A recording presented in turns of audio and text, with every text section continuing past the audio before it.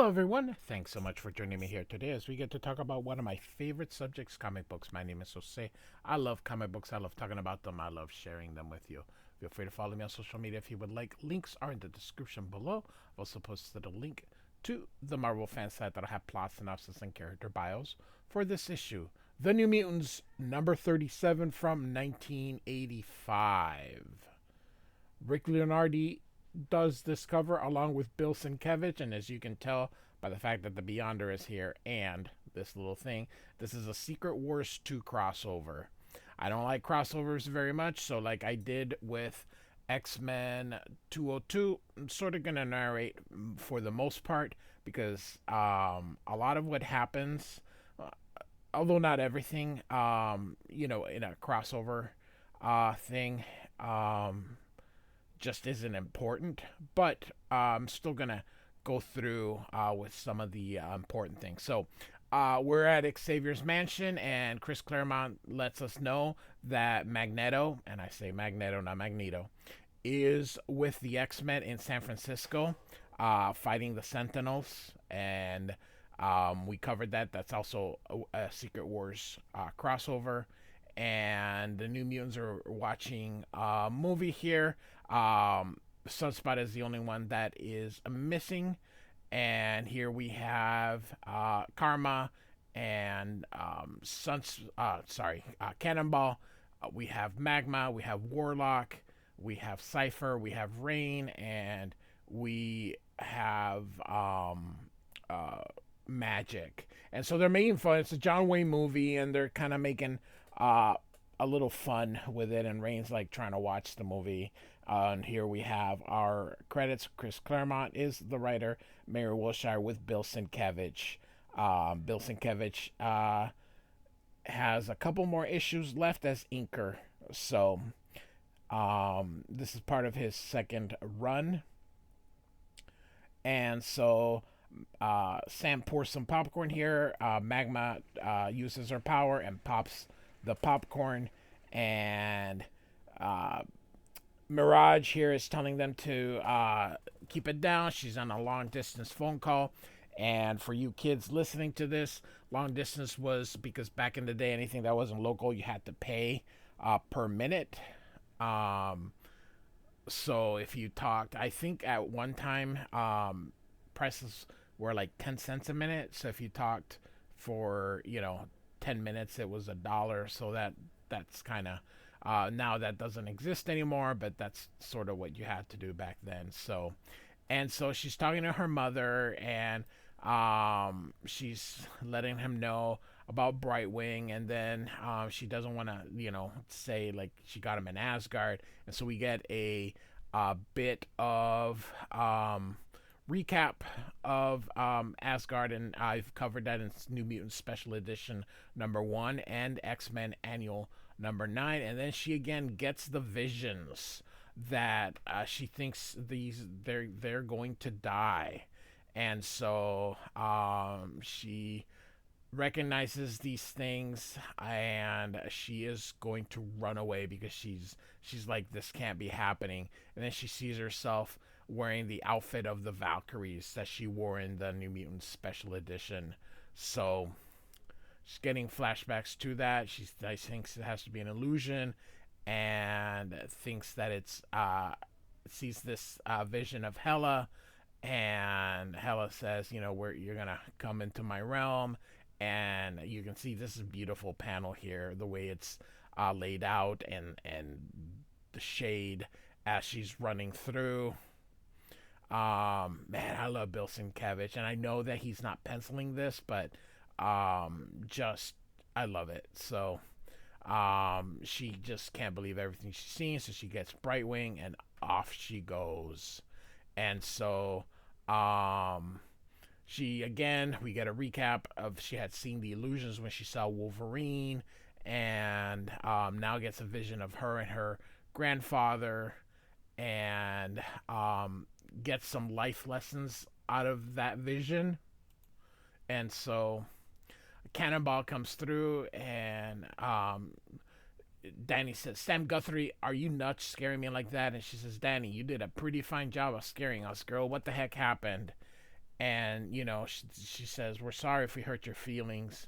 We're all friends and all that." And she's like, um, and she says, "You're coming after me was enough." And then she's like, "How do I tell him that I think everyone is going to die?" Now we're in Manhattan, and now we have Sunspot, and she tells him that there's a construction accident, so he's gonna go check it out. And a crane has fallen, and there's a lady trapped underneath it.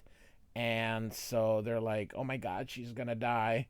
And so Cannonball decides, "Hey, I can lift this."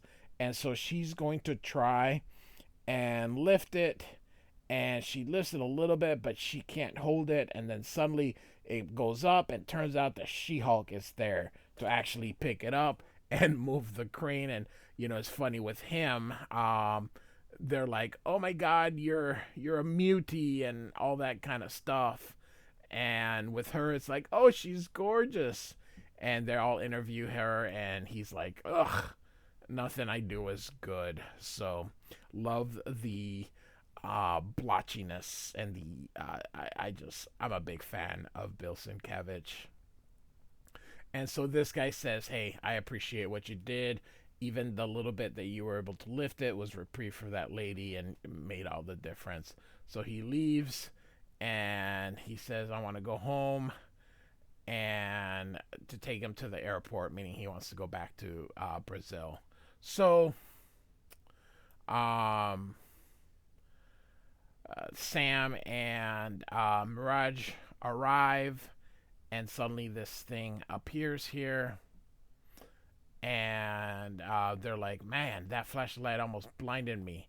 And so Warlock says, "Hey, there's somebody here," and I love it. Instead of screaming, he just says the word "scream," and it's of course the Beyonder.